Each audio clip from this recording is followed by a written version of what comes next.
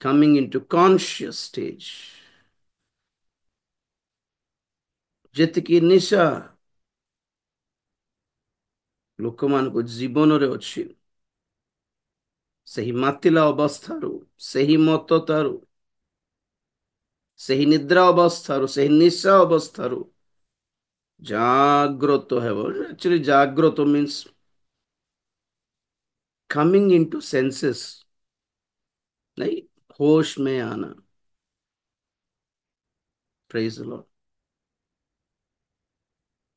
ଖ୍ରୀଷ୍ଟୀୟ ସମାଜ ଭିତରେ ଏହି ଜାଗ୍ରତ ହେବାର ଅବସ୍ଥାକୁ ହିଁ ରିଭାଇଭାଲ ବୋଲି କହନ୍ତି। ଆକ୍ଚୁଆଲି ଉଦ୍ଦୀପନା। ଆମକୁ କଣ ଅଭ୍ୟାସ କରିଦେଇଛନ୍ତି, ମାନେ ଉଦ୍ଦୀପନା ମାନେ ମିରାକଲ୍ସ, हिलिंग फेस्टिवल, रिवाइवल मीटिंग, धूड़ धाड़ नहीं। होश में हो, क्या हालात है, परिस्थिति केमिति अच्छी दुनिया रे, आमर हालात केमिति अच्छी, प्रभुंकर आगमनर समय रे आमे माने अच्छु बोली बा विषय आमे ज्ञात हेबा दरकार, चिन्हिबा दरकार। ताहा सहित आमे तांको सम्मुखरे ठिया हेबार योग्यता, दम, साहस रे अच्छो कि नहीं, पाइलो कि नहीं, सामना करि परिबो तो तांको एई सब विषय प्रति যত্নবান ହେବାର ଅବସ୍ଥାକୁ, ମାଇଣ୍ଡ ସେଟ୍ କୁ କହନ୍ତି ରିଭାଇଭାଲ, ଯାହାର ଭଲ ପାୱାରଫୁଲ ୱାର୍ଡ ଅଟେ awakening। Hallelujah। Not only waking up, you need an awakening। सिर्फ कौन निद्राରୁ ଜାଗ୍ରତ ଜାଗି ଉଠିବାଟା ହିଁ ନୁହେଁ, ସଚେତନ ହେବା ଆବଶ୍ୟକ। ନାଇଁ କି ସଚେତନର ଆଉ ଗୋଟେ ୱାର୍ଡ କଣ ଓଡିଆରେ? ସତର୍କ, ଆଲର୍ଟ। ପ୍ରେଜ ଦ ଲର୍ଡ। ତ ଏଇ ବର୍ଷ ପ୍ରଭୁ ଆମମାନଙ୍କୁ ଦେଇଥିବା ପ୍ରତିଜ୍ଞା ଓ ସର୍ତ୍ତ ସହିତ, ନାଇଁ ପ୍ରତ୍ୟେକ ପ୍ରତିଜ୍ଞା ସର୍ତ୍ତ ଯୁକ୍ତ ଅଟେ ବୋଲି କହେ। ପ୍ରତ୍ୟେକ ପ୍ରତିଜ୍ଞା ପଛରେ ଏକ ଆଜ୍ଞା ଥିବ, ଏକ କି ଥିବ, ଯାହାକି ଆମେ ଖୋଲିଲେ ସେଇ ପ୍ରତିଜ୍ଞା ଅନଲକ୍ ହୁଏ, ତାଲା ଖୋଲି ହେଇଯାଏ। ଆଉ ସେହି ସକଳ, ସେଥିରେ ସକଳ ଆତ୍ମିକ ଆଶୀର୍ବାଦ ସେ ଆମ୍ଭମାନଙ୍କ ଜୀବନରେ ଢାଳି ଦିଅନ୍ତି। ପ୍ରେଜ ଦ ଲର୍ଡ। ତ ଆମେମାନେ ଅଧ୍ୟୟନ କରୁଛୁ, ଆମ୍ଭେମାନେ ଯଦି ଆତ୍ମିକ ଭାବରେ ସଚେତନ ଯଦି ହେବୁ, ଜାଗ୍ରତ ହେବୁ, ଯଦି ଜାଗି ଉଠିବୁ, ତାହେଲେ ଆମ୍ଭମାନଙ୍କର ଚାଲିଚଳନ କେମିତି ଥିବ, ଆମମାନଙ୍କର ଚିନ୍ତାଧାରା କେମିତି ଥାଏ, କେମିତି ଥିବ, ଯଦି ଆମେ ସତରେ ଆମେ ଆତ୍ମିକ ଭାବରେ ଚେତା ହେଇଛୁ। Spiritual waking up, spiritual awakening को विषय आम्हे माने चिन्हि पारू। Praise the lord. जनरली उठु उठु कौन कर कहतु तो, रातिर हठात उठिलु, हठात चेता हेई गलु, प्रथम विषय कौन करिवु कहतु तो, के कहिबे? जनरली एते भी हम प्रार्थना करू, ए सब कहतु, जनरली उठु उठु हमें टाइम देखो। When we wake up, we want to see the time, what time it is, को बेलोरे अच्छु वर्तमान, को समय आमे माने अच्छु आमे जानिबाकु चेष्टा करिवु। तो जेतेबेले आमे माने आत्मिक भावरे जाग्रत हेउ, सचेतन हेउ, तो प्रथम विषय यह कि आमे माने देखबे कि केउ कालोरे आमे मानुछु। We will try to understand the times, know the times. आमे माने कालो समय को चिन्हु। और बाइबल को है यह अंतिम काल, यह शेष काल, यह प्रभुंकर आगमनर समय। माथ्यू 24:42 थोड़े पढ़िबा। के पढ़िबो? डायना पढ़िबो जदि फ्री अछि छुआ सहित। माथ्यू 24 केते 42। ଅତଏବ ଜାଗ୍ରତ ଥାଅ, କାରଣ ତୁମ୍ଭମାନଙ୍କ ପ୍ରଭୁ କେଉଁ ଦିନ ଆସିବେ ତାହା ତୁମ୍ଭେମାନେ ଜାଣ ନାହିଁ। ପ୍ରେଜ୍ ଦ ଲର୍ଡ। ଯଥେଷ୍ଟ ଜାଗ୍ରତ ଥାଅ, କାରଣ ତୁମ୍ଭମାନଙ୍କ ପ୍ରଭୁ କେଉଁ ଦିନ ଆସିବେ ତାହା ତୁମ୍ଭେମାନେ ଜାଣୁ ନାହିଁ। ପ୍ରେଜ୍ ଦ ଲର୍ଡ। ପ୍ରଭୁ ଆମ୍ଭମାନଙ୍କୁ ତାରିଖ ନ ଦେବାର ରିଜନ ଏଇଟା, କେଉଁ ମୁହୂର୍ତ୍ତରେ ସେ ଆସିବେ ଆମେମାନେ ଜାଣି ନାହୁଁ। ତାର ଅର୍ଥ କଣ?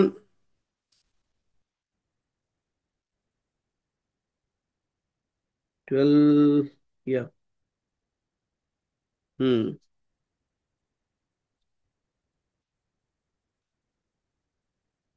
43 ବି ପଢିଦେବେ ବେଟା। 12:43।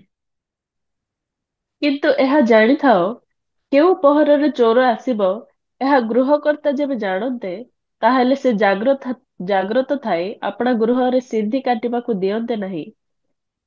ହୁଁ ଏଣୁ ତୁମ୍ଭେମାନେ ମଧ୍ୟ ପ୍ରସ୍ତୁତ ଥାଅ, କାରଣ ଯେଉଁ ଦଣ୍ଡରେ ତୁମ୍ଭେମାନେ ମନେ କରୁନଥିବ, ସେହି ଦଣ୍ଡରେ ମନୁଷ୍ୟ ପୁତ୍ର ଆସିବେ। That's eat this. ତୁମ୍ଭେ ମାନେ ମଧ୍ୟ ପ୍ରସ୍ତୁତ ଥାଅ। 12 ବୋଲି କହିଥିଲି, 24 ଆକ୍ଚୁଆଲି। 24 42 ରୁ 44 ପର୍ଯ୍ୟନ୍ତ ସେ ୱାର୍ଡ ଦେଖନ୍ତୁ।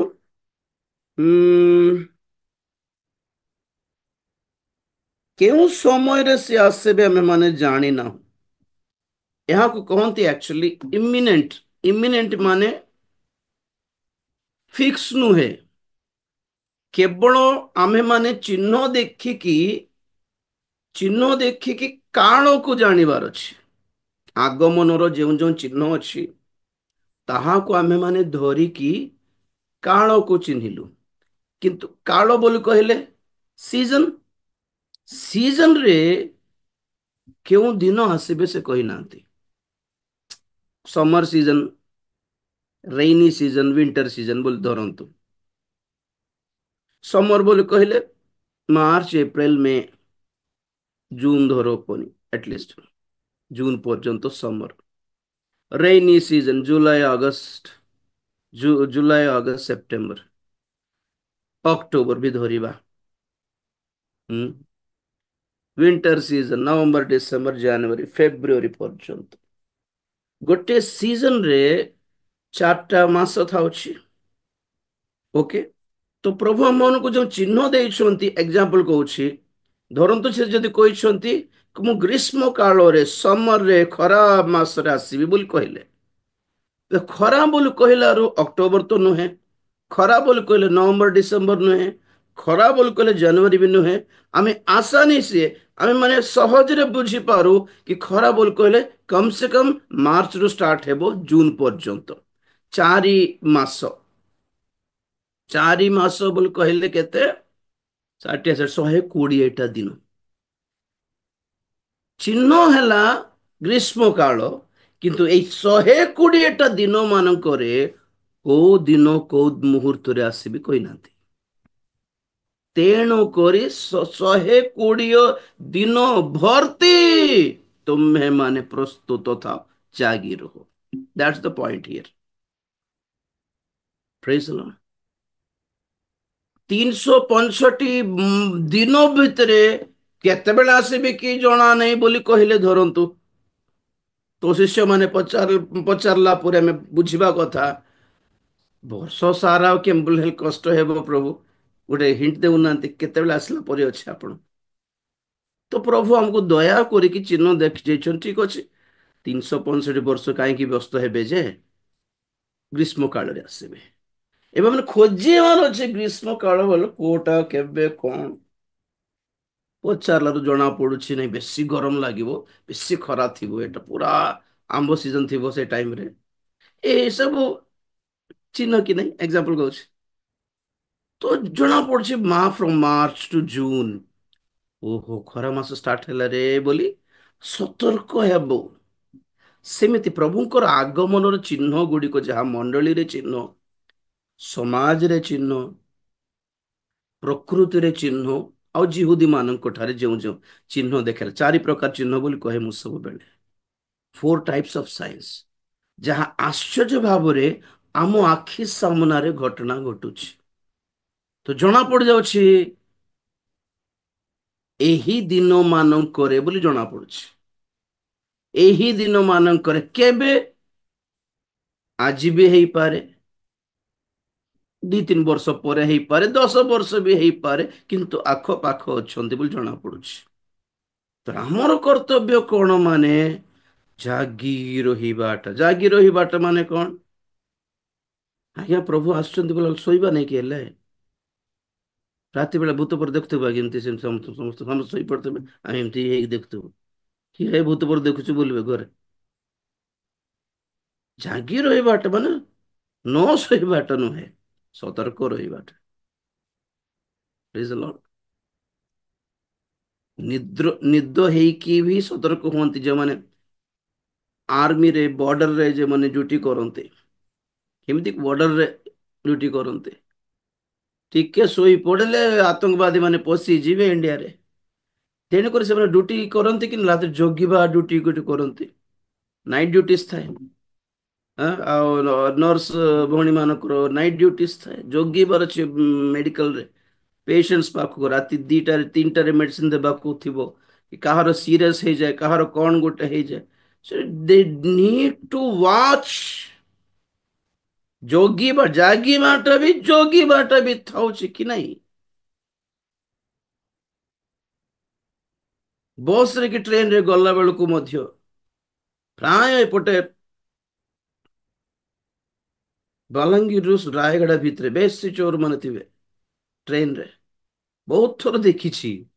ରାୟଗଡ଼ା ପହଞ୍ଚୁ ପହଞ୍ଚୁ ଲୋକମାନେ ବ୍ୟସ୍ତ ହେଇଯାଉଛନ୍ତି, ଆଜ୍ଞା ମୋର ବ୍ୟାଗ, ମୋର ବ୍ୟାଗ, ମୋର ବ୍ୟାଗ, ମୋର ବ୍ୟାଗ। ଲୋକମାନଙ୍କର ଓଭର କନଫିଡେନ୍ସ ଦେଖ। ବ୍ୟାଗ ତ ରଖିକି ଛାଡି ତ ଦେଇକି ଫୋନ ରହିକି ଶୋଇ ତ ପଡୁଥିବେ, ଏମିତି ସେ ଶୋଇକି ସାଇଡ ଲୋରରେ ଏଇ ଛାତି ଉପରେ ରଖିକି ଶୋଇ ପଡନ୍ତି। ଉଠିଲା ବେଳକୁ ତ ନା ଫୋନ ନାହିଁ ଆଉ। ସେ ଚା ବାଲା କଣ କଣ ଜାଣିଛନ୍ତି? ରାତି 2ଟା 3ଟାରେ ଗୋଟେ ରାଉଣ୍ଡ ମାରିକି ପଳାନ୍ତି, ସିଚୁଏସନ ଦେଖିକି। କାର ବ୍ୟାଗ କୋଉଠି ଅଛି, କାର ପର୍ସ କୋଉଠି ଅଛି, କାର ଫୋନ କୋଉଠି ଅଛି ବୋଲି ଏମିତି ଦେଖିକି ଚା ବୋଲି ପଳେଇବ। ସେ ପଟରୁ ଚୁପଚାପ ଆସିକି ଧରି ପଳେଇବ। ତ ଆମେ କଣ ଅଭ୍ୟାସ କରୁ? ମାନେ ଟିକେ ଶୋଇଲେ ବି ହଠାତ୍ ଉଠୁ, ପକେଟ ଚେକ୍ କରୁ। ବସରେ ଗଲା ବେଳେ ମଧ୍ୟ, କାହାର ରାତି 2ଟା 3ଟାର କଥା କହୁଛି, କୋଉଠି ରାସ୍ତା ଆସିଲା, ବସଷ୍ଟପ୍ ଆସିଲା, କିଏ ଓହ୍ଲୁଛନ୍ତି ବୋଲିଲା ବେଳକୁ, 4-5 ଜଣ ଓହ୍ଲୁଛନ୍ତି ବୋଲିଲା ବେଳକୁ ଆମକୁ ଗୋଟେ ବ୍ୟସ୍ତତା ଥିବ। ସେ ଓହ୍ଲୁଛି ଯେ ମୋର ବ୍ୟାଗ ଧରିକି ଯାଉନି ତ ହଠାତ୍ ଟିକେ ଆଖି ଖୋଲିକି ଟିକେ ବ୍ୟାଗ ଟିକେ ଚେକ୍ କରିବୁ, ଫୋନ ଟିକେ ଚେକ୍ କରିବୁ, ଆଉ ପର୍ସ ଟିକେ ଚେକ୍ କରିବୁ, ଆଉ ଏପଟେ ଟିକେ ସେଠି ଦେଖିକି ଆଉ ଆଖି ବନ୍ଦ କରିବୁ।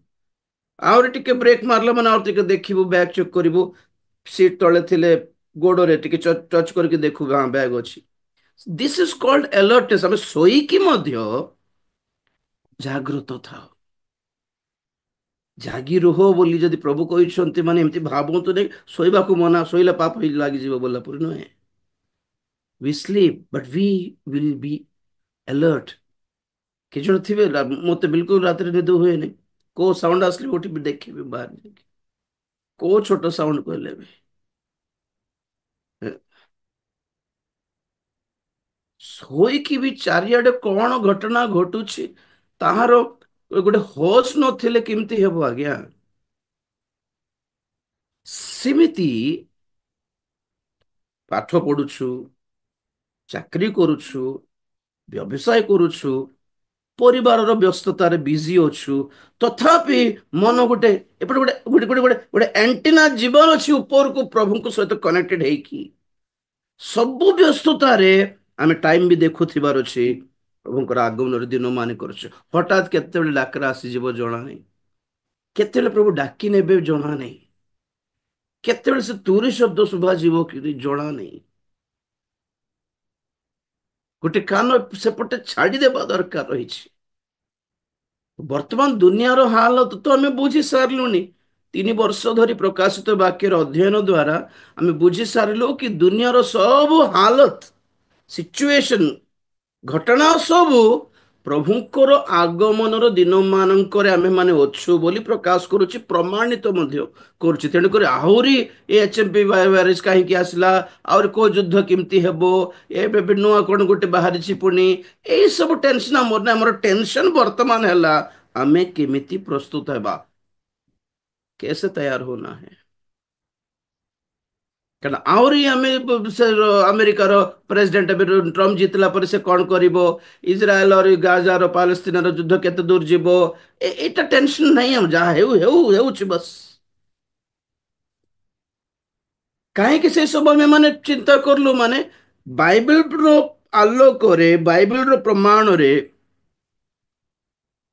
ଆମେ ଶେଷ କାଳରେ ଆଉ ପ୍ରଭୁଙ୍କର ଆଗମନର ଦିନ ମାନଙ୍କରେ ଅଛୁ ନା ନାହିଁ ତାହା ଜାଣିବା ପାଇଁ ଏ ସବୁ ଜନରାଲ ନଲେଜ ଆମ ଚାରିଆଡେ ଘଟଣା ଯାହା ଘଟୁଛି ସବୁକୁ ଆମେ ଧରିକି ଟିକେ ଚିନ୍ତା କଲୁ, ଆଲୋଚନା କଲୁ।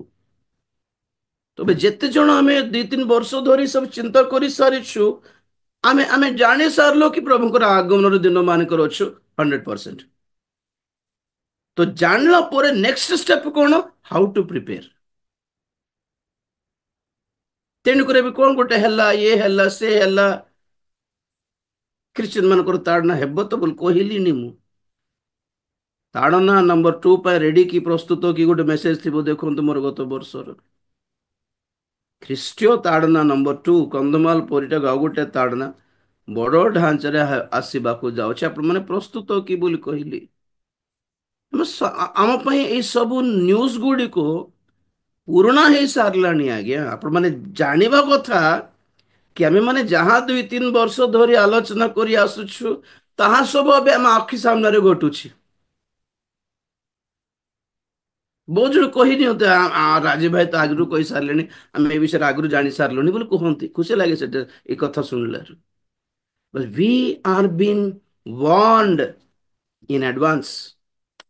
ରାଜୀବ ଭାଇ କହିନାହାନ୍ତି, ବାକ୍ୟ ଆମେ ଦେଖିଲୁ, ଜାଣିଲୁ, ବାକ୍ୟର ଭାବବାଣୀ ଆମେ ଧରିଛୁ।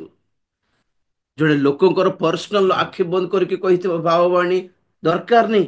ଯେତେବେଳେ ବାଇବେଲ ଆମ ମାନଙ୍କୁ ପ୍ରକାଶ କରେ କଣ ଘଟିବାକୁ ଯାଉଛି, ଆମେ ତାହା ଧରିବାଟା ଛାଡି ଦେଇକି ଜଣଙ୍କର ପର୍ସନାଲ ପ୍ରଫେସି କାହିଁକି ଧରିବାର। ମୁଁ ସେଇଆ କୁହେ। ଡିସେମ୍ବର 21ରେ ଜଣେ ପ୍ରଭୁଙ୍କ ଦାସ କହୁଛନ୍ତି, ଏଇ ବର୍ଷରେ 3ଟି ବଡ ବିପଦ ଆସିବାକୁ ଯାଉଛି, ଆଉ ଗୋଟେ ମହାମାରୀ ଆସିବାକୁ ଯାଉଛି, କଣ କଣ କଣ କହିଲେ। ମୁଁ କହିଲି, ଭାଇ ଆପଣ ଆଖି ବନ୍ଦ କରିକି ପରଭାଷ କହିକି ଭାବବାଣୀ କୁହନ୍ତି, ମୁଁ ଆଖି ଖୋଲିକି ବାଇବେଲ ବାକ୍ୟ ଦେଖାଇକି ପ୍ରଭୁ ଏଇ କଥା କହୁଛନ୍ତି ବୋଲି କହେ। ସେତିକି, ଏତିକି ଡିଫରେନ୍ସ। ମୁଁ ବାକ୍ୟ ଦେଖାଇକି ମୁଁ କହେ କି ପ୍ରଭୁ ଆଗରୁ ପ୍ରକାଶ କରିଛନ୍ତି ବୋଲି ମୁଁ ପ୍ରଚାର କରେ। ତମେ କଣ କରୁଛୁ, ଆଖି ବନ୍ଦ କରିକି ପରଭାଷ କହିକି ଭାବବାଣୀ କହିଲା ବେଳକୁ ଲୋକ କଣ ଭାବୁଛନ୍ତି, ଆଜ୍ଞା ଗୋଟେ ଭାବବାଣୀ କହିଛନ୍ତି, ଏ ବାପରେ ଆଜ୍ଞା ଠାରୁ ଗୋଟେ ଭାବବାଣୀ ଅଛି। ତ ତମେ ଅଲରେଡି ଯେଉଁ ଭାବବାଣୀ ବାଇବେଲରେ ଲେଖା ଅଛି ତାହା ତମେ କଣ କଲ, ମାନେ ପର୍ସନାଲି ନେଇକି ଏଇଟା ମତେ ପ୍ରଭୁ ଦେଖାଇଥିବା ଭାବବାଣୀ ବୋଲି କହିକି, ଭାବବାଣୀ କହିକି ସେ ସବୁ ପ୍ରଶଂସା ନିଜ ଉପରେ ନେଉଛୁ। ଏଇଟା ଆଜ୍ଞା କହିଲାଟା ହେଇଯାଉଛି।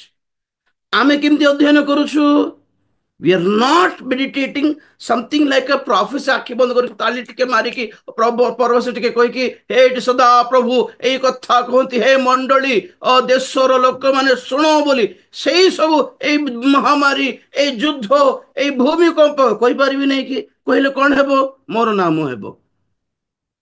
ରାଜୀବ ଭାଇ ଭାବବାଣୀ କହିଛନ୍ତି ଆଜିକାଲି।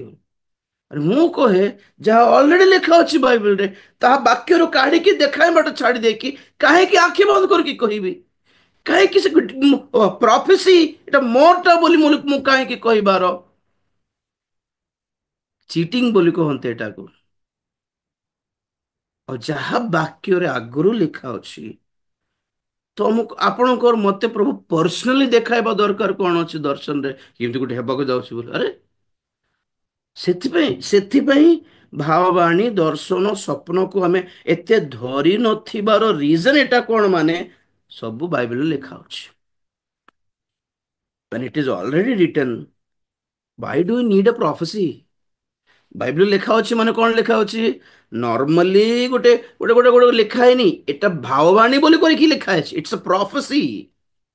ବାଇବେଲରେ ବି ପ୍ରଫେସିସ୍ ଅଛି, କେତେବେଳେ କଣ ଘଟିବ ବୋଲି, କୋଉ କାଳରେ କେମିତି କଣ ଘଟିବ ବୋଲି ଲେଖା ଅଛି। biblical prophecies, ଆଜ୍ଞା, these are the time for Bible prophecies, not individual personal prophecies. ଥରେ ଫେସବୁକରେ କୋଟେସନ ଦେଇଥିଲି ମୁଁ ଫେସବୁକରେ କି ଆଜିକାଲିର ଦିନ ଜଣଙ୍କର ବ୍ୟକ୍ତିଗତ ଜୀବନର ଘଟଣା ର ଭାବବାଣୀ କହିବାର ଦିନ ନୁହେଁ, ବାଇବଲ ମଧ୍ୟର ଭାବବାଣୀକୁ ପ୍ରକାଶ କରିବାର ଦିନ। କି ଲୋକମାନଙ୍କୁ ଜଣାଇବା ଦରକାର କି ଭାଇମାନେ ବାଇବେଲକୁ କେବଳ ଏକ ଏକ କାହାଣୀ ପୁସ୍ତକ, ଏକ ନହେଲେ ଗୋଟେ ମିଥ୍ୟା ବହି, ନହେଲେ ଗୋଟେ ଇତିହାସ, ଗୋଟେ ହିଷ୍ଟୋରିକାଲ ବହି ବହି ବୋଲି ଛାଡ଼ି ଦିଅନ୍ତୁ ନାହିଁ। ଏଇଟା ଆଜି ବି ସଜୀବ ଅଟେ। ଆଜିର ଘଟଣା ଗୁଡ଼ିକୁ ଆଗରୁ ବାଇବେଲରେ ଲେଖା ଅଛି, ଆଉ ଏହା ପରେ କ'ଣ ଘଟିବ ତାହା ବି ଲେଖା ଅଛି। ଆମେ ତାହା ଧରିଛୁ। ଆମ୍ଭମାନଙ୍କର ଅଧ୍ୟୟନ ସବୁ ଇଜ କଲ୍ଡ ପ୍ରଫେଟିକ୍। ହୁ ଆର୍ ପ୍ରଫିଟ୍ସ? ତୁମକୁ ଚାକିରି କେବେ ମିଳିବ ବୋଲି କହିବ ଲୋକ ପ୍ରଫିଟ କି? କେବେ ବାହାଘର ହେବ ତୁମର ଏଇଟା କହିବ ଲୋକ ପ୍ରଫିଟ କି? Prophets are they who warn people of the coming wrath. ଆଗାମୀ କ୍ରୋଧ ବିଚାର ବିଷୟରେ ଲୋକମାନଙ୍କୁ ସତର୍କ କରି ଫେରିବା ନିମନ୍ତେ ସୁଯୋଗ ଦେବା ଲୋକମାନେ ଅଟନ୍ତି ଭାବବାଦୀ। କିଏ ନାମ ଧରି ଡାକିଦେଲେ ସେ ପ୍ରଫିଟ, ପୁଣି ପ୍ରଫେଟିକ ମିନିଷ୍ଟ୍ରି। ପୁଣି କିଏ ଶିଖାଇ ଦେଲେ ଏଟା ଜାଣିପାରୁନାହିଁ ମୁଁ, କିନ୍ତୁ ଆଜି ସମୟ ଆସିଲା ଜାଗ୍ରତ ହେବା, ଉଠିବା ଆଜ୍ଞା, ଚେତା ହେବା ଆଉ ବୁଝିବା କି ଯାହା ଆଗରୁ ଆମର ମାଇଣ୍ଡରେ ବ୍ରେନ୍ ୱାଶ କରିକି ପକାଇ ଦେଇଛନ୍ତି, କ୍ଲିନ୍ କରିବା। This is not ministry, this is not prophetic ministry. ନାମ ଧରି ଡାକିବା, କିଏ କ'ଣ ହେଲା, କାହାର କ'ଣ ହେଲା। ଜଣେ ଭାଇଙ୍କର ଏଠି ଗୋଟେ ଏ ମଝିରେ ଆକ୍ସିଡେଣ୍ଟ ହେଇଛି, ସେ ଆଗକୁ ଆସ, क्या उसे क्या मिलता है କହିଦେଲାରୁ କ'ଣ କ'ଣ ମିଳିବ? କହିଥିଲି ଥରେ ଆପଣଙ୍କୁ, ସେଠି କୋରାପୁଟରେ ଜଣେ ଜଣେ ମିଟିଂରେ ଭାଇ ଅଙ୍କ ଜଣେ ଜଣେ ପାଷ୍ଟର ଭାବାଣୀ ଅଙ୍କ ପାଷ୍ଟରଙ୍କର ବିଷୟରେ ପ୍ରଭୁ ଜଣାଉଛନ୍ତି, ତାଙ୍କର ସେବାକୁ ପ୍ରଭୁ ଆଶୀର୍ବାଦ କରିବାକୁ ଯାଉଛନ୍ତି। ଭୁଲ କହିଦେଲେ, ରେସ୍ପନ୍ସ ନାହିଁ। ଏତେ ଭିଡ଼ ଭିତରେ ସେ ଭାଇ ଆସିଲେ କି ନାହିଁ ବୋଲି ପଚାରୁଛନ୍ତି। ଘରେ ସେ ଭାଇ ଆସି କି ନାହିଁ ତୁମକୁ ଜଣାଲେନି ପ୍ରଭୁ? ହେଁ? ସେ ଭାଇ ଆସିଛନ୍ତି ନା ନାହିଁ ଜଣାଇ ନାହାନ୍ତି, କିନ୍ତୁ ତାର ଜୀବନରେ କ'ଣ ହେବ ଜଣେଇ ଦେଇଛନ୍ତି। ସେ ଭାଇ ଆସିଲେ କି, ସେ ଭାଇ ଆସିଲେ କି ପଚାରୁଛନ୍ତି ଉଲ୍ଟା। ଏଇ ସବୁ ନାଟକ ଯାକ ଚିହ୍ନି ଦିଅନ୍ତୁ। This is not prophecy, gift of prophecy. ଆଉ ଥରେ କୋଉଠି ସେଇ ରାୟଗଡ଼ା ପାଖରେ ଥରେ ଜଣେ ଆସିଥିଲେ ପଞ୍ଜାବରୁ, ନାମ ଡାକି ଦେଉଛନ୍ତି ସେ ଚର୍ଚ୍ଚରେ, ଜଣଙ୍କର ନାମ କହିଲେ, ସେ ଜଣଙ୍କ ନାମ କହିଲାରୁ ଲୋକମାନେ ବ୍ୟସ୍ତ ହେଇଗଲେ। ସେ ଭଉଣୀ ଆସିନାହାନ୍ତି ସେ ରବିବାର, ଯିଏ ଆସିନାହାନ୍ତି ତାଙ୍କୁ ବି ଡାକି ପକାଉଛନ୍ତି। କେତେ ଖୁସିର କଥା, ଆମେ ଚର୍ଚ୍ଚକୁ ନ ଗଲେ ବି ପ୍ରଭୁ ଡାକି ଦିଅନ୍ତି, ନାଇଁ କି? ର‍୍ୟାଣ୍ଡମ ନେମ୍ସ, ପଦ୍ମା, ଅଶୋକ, ଏ ର‍୍ୟାଣ୍ଡମ ନେମ୍ସ ଡାକିଦେଲେ ନଥିବେ କି ଭିଡ଼ ଭିତରେ? इतना भी सस्ता नहीं करना है गिफ्ट ऑफ प्रॉफेसी। एते भी सस्ता କରିବାନି ପ୍ରଭୁଙ୍କୁ। ହେଁ, ତ ପଏଣ୍ଟ କ'ଣ ମାନେ ଆମେ ଜାଗି ରହିଲେ, ଯେହେତୁ ଆମେ ମାନେ କାଳକୁ ଚିହ୍ନି ସାରିଛୁ କିନ୍ତୁ ଦିନ କ'ଣ ଜାଣିନୁ ଆମେ। ତେଣୁକରି ଏହି ଏହି ଏହି କାଳ ସବୁ ଏଇ ଶେଷ କାଳର ଯେତେ ଦିନ ଆମେ ବଞ୍ଚିବୁ ଆମକୁ ଜଣା नहीं। हर रोज सतर्क रहना है। Every day we should be aware, we should be alert. କେତେବେଳେ ଆସିବୁ ଆମକୁ ଜଣା ନାହିଁ। ସେ ଲୁକ 12:40 भी इमिनेंट मीन्स कब आएगा पता नहीं। 12:40 लूको।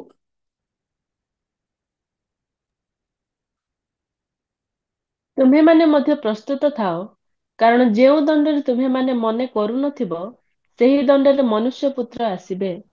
वाह, ଯେଉଁ ଦଣ୍ଡରେ ଆସିବେ, କେଉଁ କାଳରେ ଆସିବେ ତୁମେ ମାନେ ଜାଣ ନାହ ବୋଲି କହିନାହାନ୍ତି। କାଳ ଜାଣିଛୁ, ଦଣ୍ଡ ଜାଣିନୁ। सीजन ଜାଣିଛୁ, डेट ଜାଣିନୁ। ସେତିକି। सीजन पता है, ଏଇ ଆଗମନର ଦିନ ଗୁଡ଼ିକକୁ ବି ଗ୍ରୀଷ୍ମ କାଳ ବୋଲି କହନ୍ତି। ବସନ୍ତ ଋତୁ ବାଇବେଲରେ ଡିମ୍ରୁ ବୃକ୍ଷ ପଲ୍ଲଭିତ ହେବାର ସମୟ।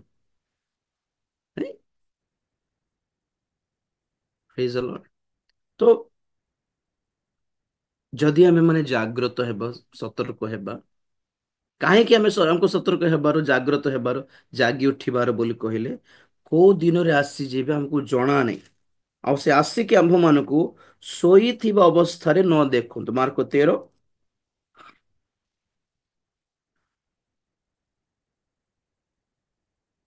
ମାର୍କ 13 36 ଦେଖ ତ, ଥରେ ପଢିକି ଡରିଲି, ମତେ ଡର ଲାଗିଥିଲା ଏଇ ପଦଟା।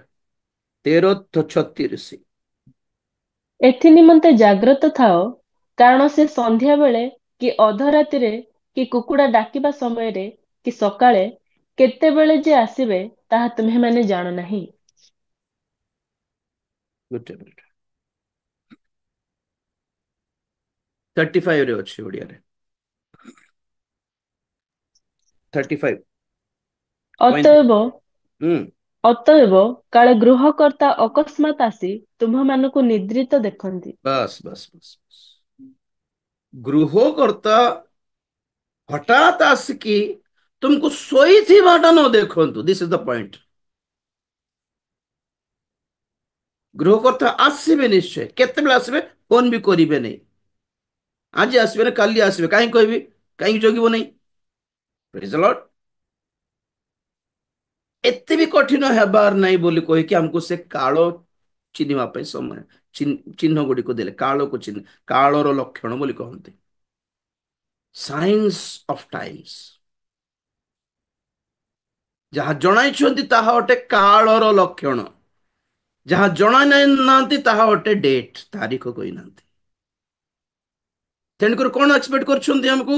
ହର ଦିନ ଜାଗତେ ରହ, ହର ଦିନ ଏକ୍ସପେକ୍ଟ କର, ପ୍ରତିଦିନ ଜାଗିବାର, ପ୍ରତିଦିନ ଜଗିଥିବାର। ଦେଖିବା ମୋ ପ୍ରତି ତୁମର ହୃଦୟରେ କେତେ ପ୍ରେମ ଅଛି। ଦେଖିବା ଜଗି ପାରିବ କି? ଜଗି ପାରିବେ କି? ପ୍ରେଜ୍ ଦ ଲର୍ଡ। କେତେ ଲୋକ ଥିବେ ମିଟିଂ ଡାକି ଦେଇକି ମତେ ସେ ରାତି 3ଟା 4ଟାରେ ଓହ୍ଲିବାର ଅଛି ଷ୍ଟେସନରେ। ବାହାରିବା ସମୟ ଠାରୁ ବିରକ୍ତ କରୁଥିବେ ମତେ। ଆଜ୍ଞା କେତେବେଳେ ବାହାରିବେ? କେତେବେଳେ ସେ ଟ୍ରେନ? ଆରେ ମୁଁ କହିଲି ଯୋଉ ଟ୍ରେନରେ ଆସିଛି ସେ ମ୍ୟାନେଜମେଣ୍ଟ ଟ୍ରେନରେ ତ ଦେଖାଯିବ, ସେଟାକୁ ଦେଖୁନାହାନ୍ତି ନା, ଫୋନ କରିବେ।